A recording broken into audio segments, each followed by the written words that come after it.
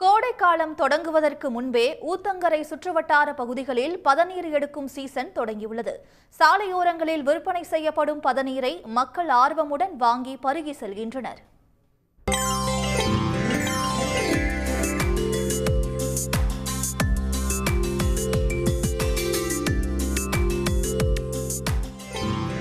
கிருஷ்ணகிரி மாவட்டம் ஊத்தங்கரை, மத்தூர், போச்சம்பள்ளி, சிங்காரப்பேட்டை, ஆம்பள்ளி உள்ளிட்ட பல்வேறு இடங்களில் பனை மரங்கள் அதிக அளவில் உள்ளன. இம்மரங்களிலிருந்து பதநீர் எடுக்கும் சீசன் தற்போது தொடங்கியுள்ளது. மத்தூரில் பாம்கோலா ஃபேக்ட்ரி இருந்ததுங்க. அது முதல்ல நல்லா பண்ணிகிட்டு இருந்தாங்க. இங்கேயே பதநீர்லாம் அவங்களே கொள்முதல் பண்ணி எடுத்துகிட்டு போனாங்க ஒரு விலை கொடுத்து. இப்போ அதுவும் ஒரு 25 வருஷமாக அது நின்றுடுச்சு. சுற்று பக்கம் இருக்கிற பனை தொழிலாளி எல்லாம் வாழ்வாதாரம் பூரா நலிவடைஞ்சிட்டு வருது. அதனால் பனை தொழிலாளிங்க உயர்ற மாதிரி அரசாங்கம் ஏதாவது ஒரு நல்லது செய்யணும்னுட்டு நான் கோரிக்கை வைக்கிறேன்.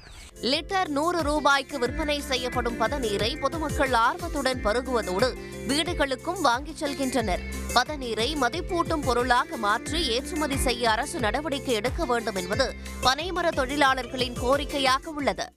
கருப்பட்டி காசும்போது இப்போ ஒரு 3 மாதம் தான் இந்த சீசனு. இந்த 3 மாதம் கொஞ்சம் கருப்பட்டி கூடும்போது ரேட்டை குறைச்சிட்றாங்க. இது அரசே ஒரு நடவடிக்கை எடுத்து இந்த பதநீரை கொள்முதல் பண்ணி கருப்பட்டி காய்ச்சி ஒரு குடோன் மாதிரி வச்சு அரசு நடவடிக்கை எடுத்துச்சுன்னா இது கொஞ்சம் எங்களுக்கு வாழ்வாதாரத்துக்கு நல்லபடியாக ஒரு முன்னேற்றத்தை தருங்க.